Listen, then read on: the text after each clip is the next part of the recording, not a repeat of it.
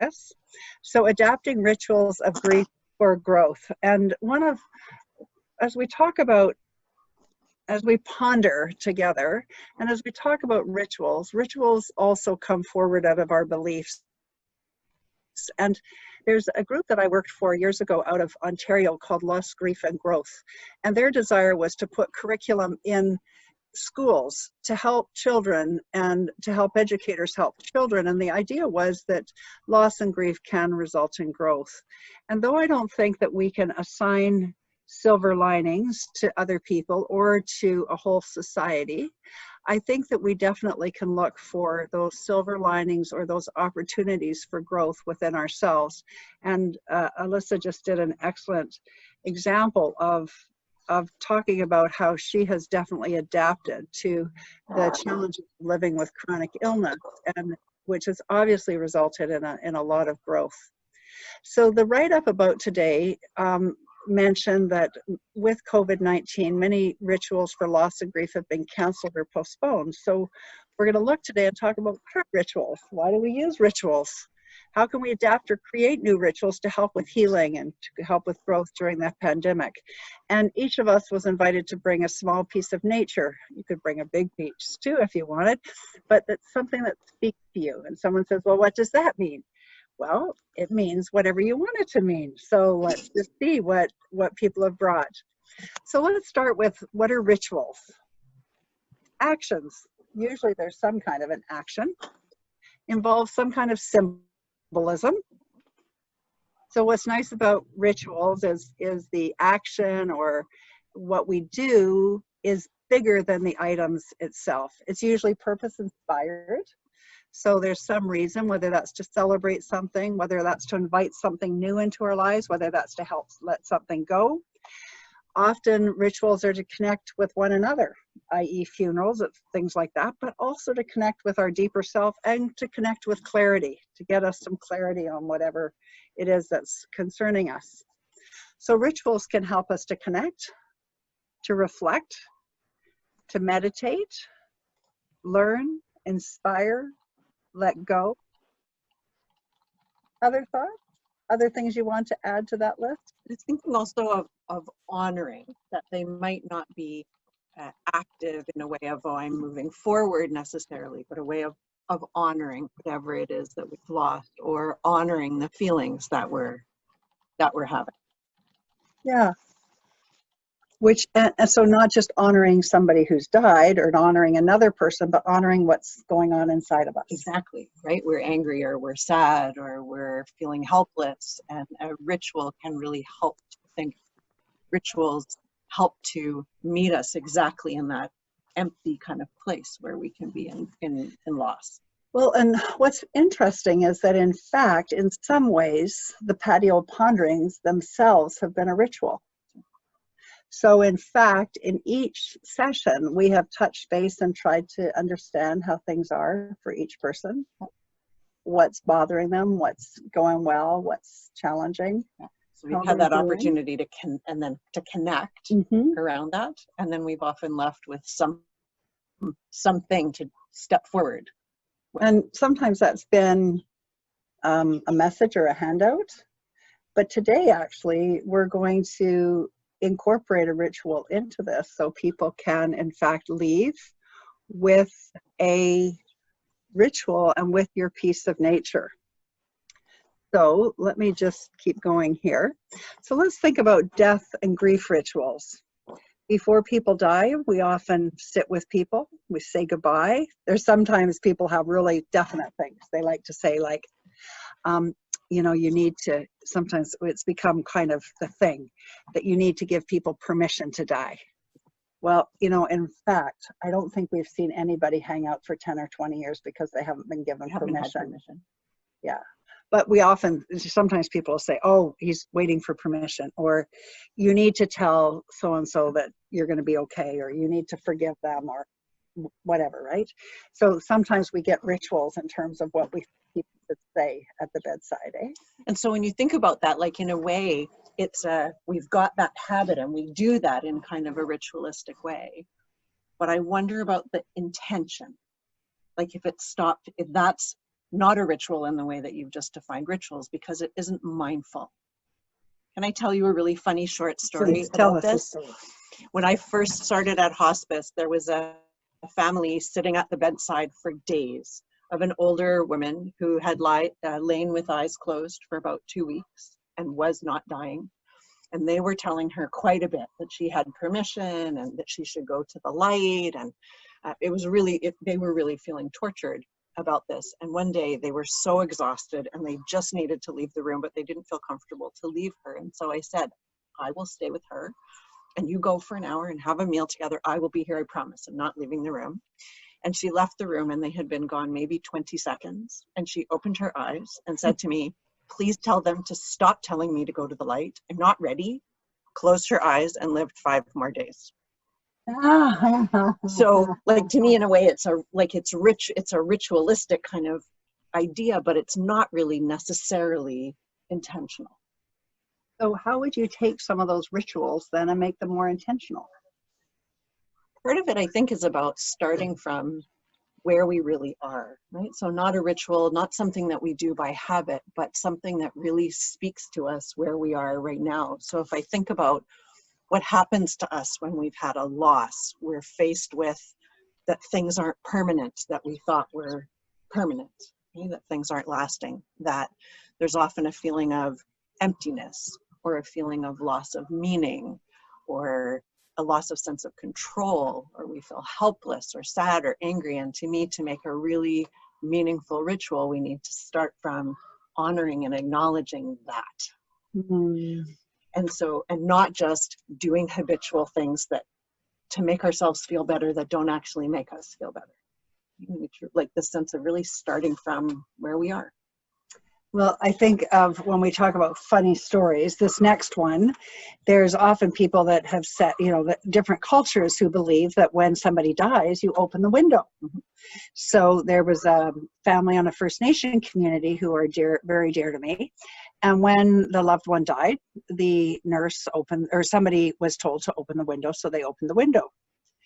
The same family, but extended family, so, cousins, had a loved one dying. The nurse was there and she knew, okay, I'm supposed to open the window. So she went over as the person was dying to open the window, and somebody said, close the window, it's cold in here. So just the fact that our rituals change and adapt, and then also when we're not tied in necessarily with our families of origin or our culture, sometimes people need to phone and find out what the rituals are for their culture, which is fascinating. They might not even know. But they might not know. Rituals. Yeah, that's right. Yeah. So another beautiful ritual is washing the body. I remember one time sitting with a family and they were washing the body and they wanted to dress the dad in a suit. And as they were doing it, they were listening to music. They were listening to his favorite music, Gordon Lightfoot. Well, I tell you, I knew that Gordon Lightfoot had a bit of a sad life, but I thought, did that guy ever get his love life together? Because it was one song after another. And when that song, that's what you get for loving me, and just when you think your poor heart is on the mend, I might just pass this way again, started to play, I had it with Gordon Lightfoot. So I went past the music player and I hit forward to the next song, and it was another horrible song about loss and tragedy. And so I said to the kids who had just come back into their dad's life, his second wife had convinced him that he needed to connect with his children, and I said, how are you doing with the music? Do you want any changes in the music as they're washing their dad and putting him in a suit and shaving him and everything? And they said, oh, we love it. This was Dad's favorite music. And I think they were completely oblivious to the message of that's what you get for loving me. So, being able to allow people the blessing of their experience in these different rituals. One of the lovely ones is being able to sit with the body, and as caregivers being able to say, I've cleaned up and I've moved things and I've washed your loved one, or we've removed the smelly things from the room and just tidied it up a little bit. Did you want to sit with your mom? Did you want us to sit with you? Do you want to be alone? Do you want to have time alone? Do you want to sit as a family? That's so lovely. I remember one fellow I went to, the next one we've got here is praying. And I remember one guy I went to, and he had told me that he was the one that drove his wife to church. He didn't ever go in, but he drove her. And there was a lot of things around the house that spoke to her faith, her spirituality, her religiosity. And anyway, I did a whole bunch of stuff for them. And I think I can't remember all that that included. But then I thought, oh my goodness, I wonder if he needs somebody to say a prayer, if he wants someone to come in or what. So I asked him if he would like someone to say a prayer. And he says to me, oh, nurse, would you please? So I said, okay. And I finished doing the charting and things. And again, looking around at her things and the language that was in the things that were on the wall, I said a prayer that I hoped and prayed would be in line with who she was. And afterwards, this man brought me an orchid that was like the stem was like this long. And he said, nurse, this is for you. This is to thank you for the prayer. And I thought, you know, those things that just can mean so much. But again, you were very intentional in what you did, and you tried to make sure that the ritual fit her and not you. Yeah. Okay? And so that's when we're caregivers, that's the important piece. Nursing the body, whether that's in the home or in the funeral home, and picking out the clothes, visiting the person, the body, the funeral. This little picture here is of a young man who had died, and the family had just a little visitation for family before the funeral, the day or so before the funeral. Of course, holding a funeral or memorial, a celebration of life, and then later visits to cemeteries. So those are just a few examples of death and grief rituals. Well, what things are being restricted or changed or not allowed at this time? Ooh, a lot of them. Even the opening of the window. I mean, I guess one could probably try and open and close it, but there were times when, at different times, when even having open windows was, people were so, tense about communicating and airflow. Yeah. So there's changes or restrictions on many of these, but they are not, but there is still place for creativity, and there's still a need for rituals. So if rituals invite and can invite healing and growth, and rituals can be simple and can be used anywhere, this session isn't to figure out how to reinvent funerals and to conduct a Zoom funeral, but or whatever, but there are a few simple things that we want to talk about and practice with the items that you brought, that hopefully that you can take those lessons, those couple pieces, home and integrate them in other places in your life. So Patio Ponderings, those are a few of our thoughts, and we're going to just go forward with a pondering about rituals. One of the rituals that I hold very dear is swimming in the ocean all months of the year. And I went recently, I've got two main friends who also are committed to swimming year-round in the ocean. And I actually have tried to get Kathleen Yu from the BC Centre to go with me, but so far she just hasn't. And you're not coming either. You don't have enough fat on you either. You need to have a little bit of extra, extra blubber on you. That's why whales have blubber on them. Anyway, so I go swimming, but this last time I went, my granddaughter was here, and one of my buddies was here, that one of the swimmers was here from Alberta. She was so excited to be going, and we took one of my granddaughters, who's like 8 years old, with us. And Kobe, my dear, dear nursing colleague. So we went to go, and as we were going in the water, I said to my little granddaughter, I said, so Evelyn and Kobe need to tell you why we do this. And Evelyn said, I do this because going in cold water is hard. And because I know if I can go in cold water and swim, and that when that's hard, I know I can do hard things. And I thought that was really an incredible lesson and message. You know, I swim because it's hard to swim in cold water, but the other thing that Kobe pointed out is it's exhilarating and it's wonderful. But I know then the lesson that Evelyn takes is that I know I can do hard things. When our son died in January, 6 months ago, I got home, and on the kitchen or on the doorstep was this platter, this little plate with rocks and sand from our beach, from Island View Beach, one of the places we swim, one of the especially cold beaches we swim in. And this had been delivered by Kobe. And I was thinking about it today and thinking, oh, I wonder if I will reset this and deliver it back to Kobe, or if I will take this and pass it on to someone else. So a thought and a pondering. So what we're wondering, and I know that this is recorded at this point, but what I'm gonna do is we're just gonna be silent for about 10 seconds. And then if somebody wants to edit this out, they'll be able to see where we're going to edit it. And then what I'm wondering is if we can ask each of the participants, if you have brought a piece of nature that speaks to you, if you could talk about, one, how you are doing and what your needs are right now in this time of COVID.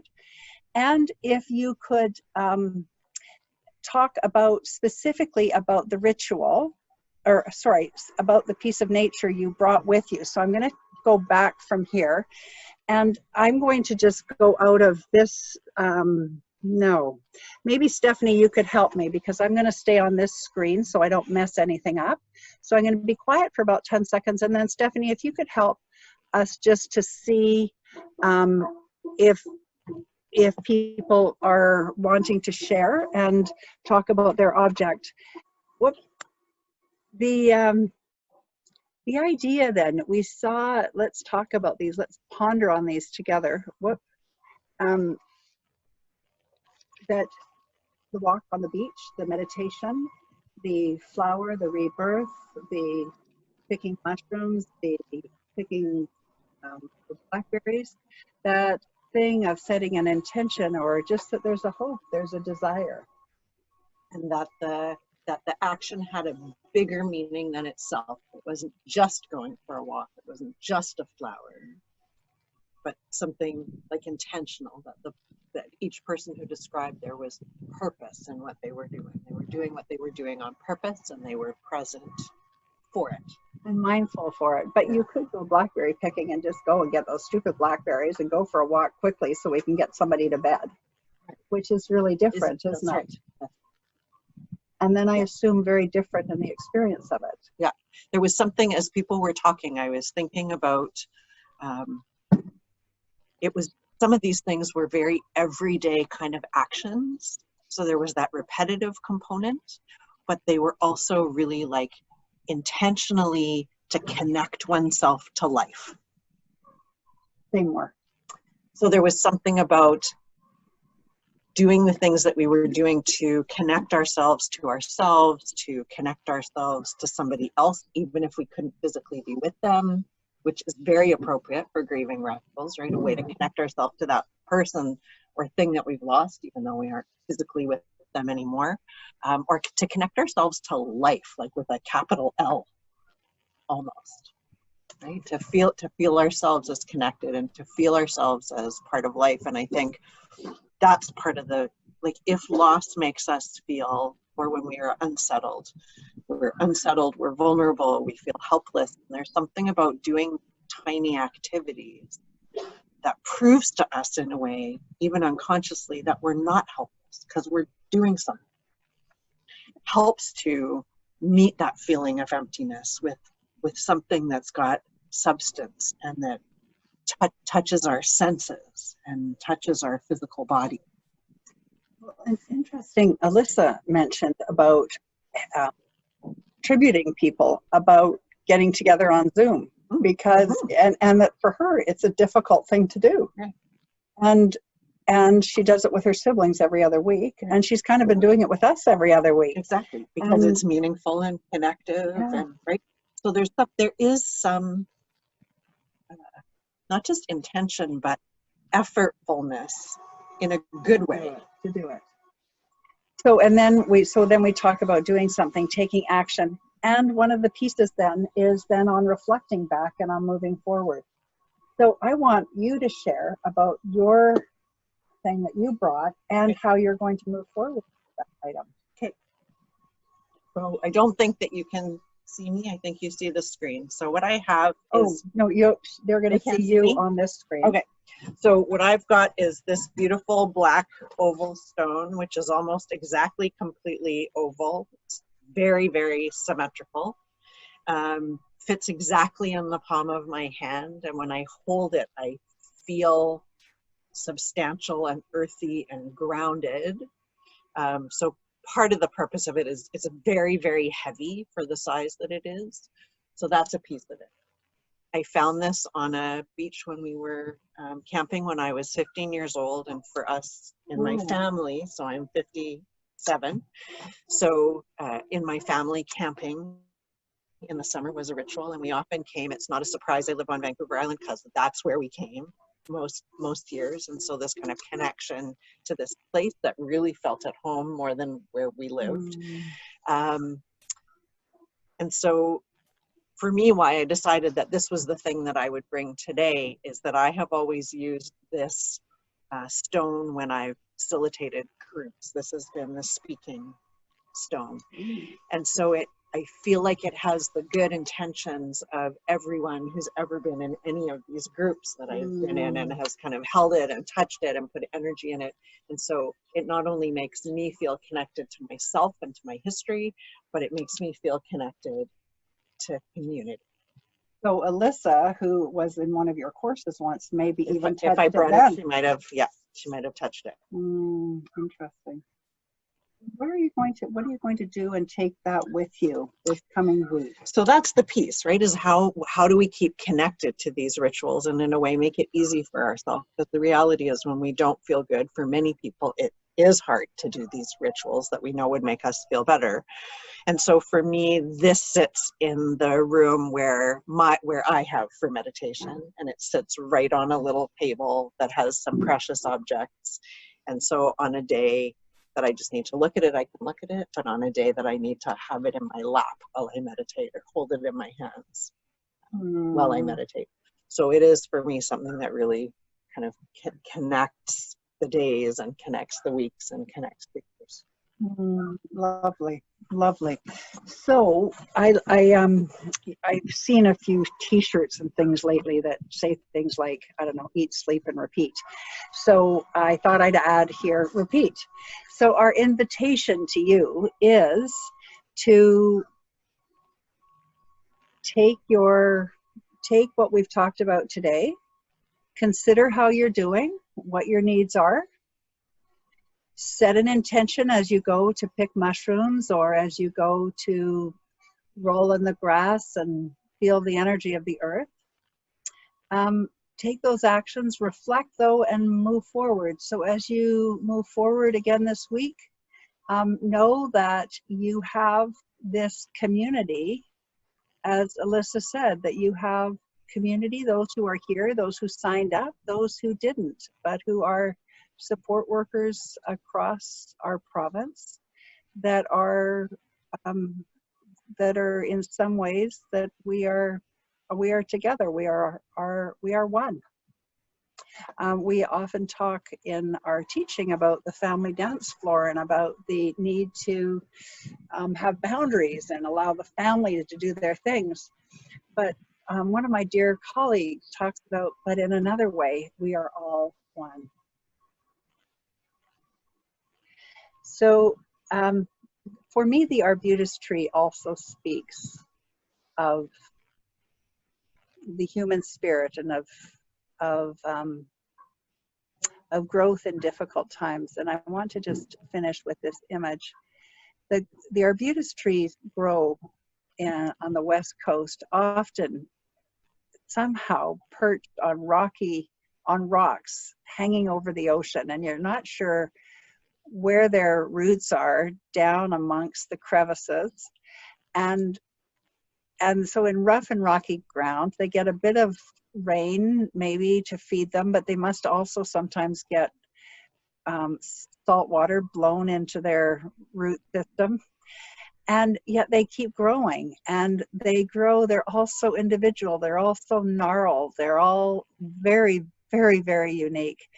And to me, the arbutus tree has always represented, all of my adult life has represented the human spirit and the ability to not only survive difficult things like COVID and worse, but also to thrive in difficult times. This seems to be a time when many people are struggling. We're not accomplishing a lot. According to most people, they're saying, you know, like, this is the time when I should be able to accomplish lots. I don't have to do this and this and this. But in fact, it's not so much a time of accomplishing as much as it is for going deep.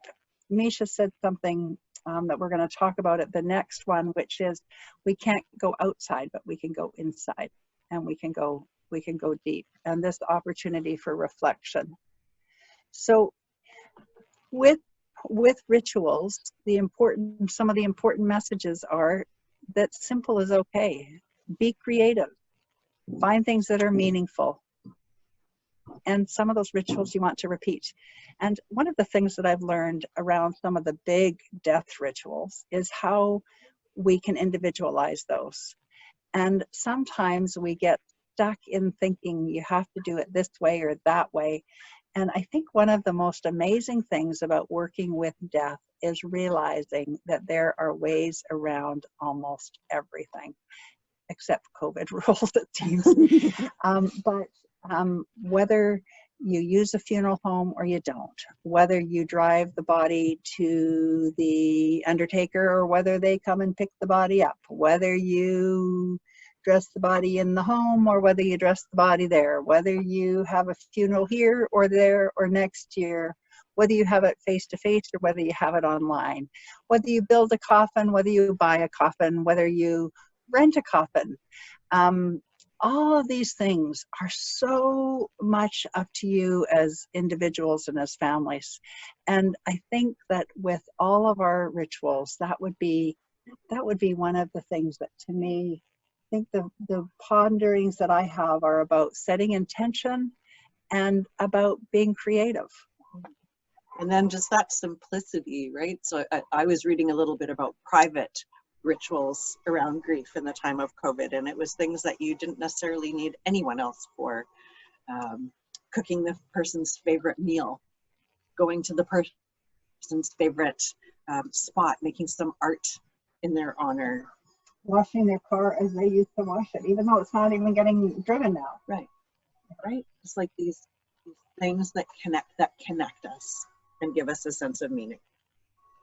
So we hope that some of those ideas are useful for you and that you might enjoy them, and old ideas and new ideas that might coexist.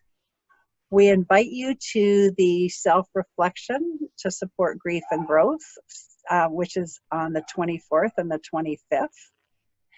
And again, we invite you to participate, if you are so inclined, with writing a letter, a poem, singing a song, doing a video about what it is that is, what is happening in your life as a healthcare assistant. So we're just going to open this last time for you.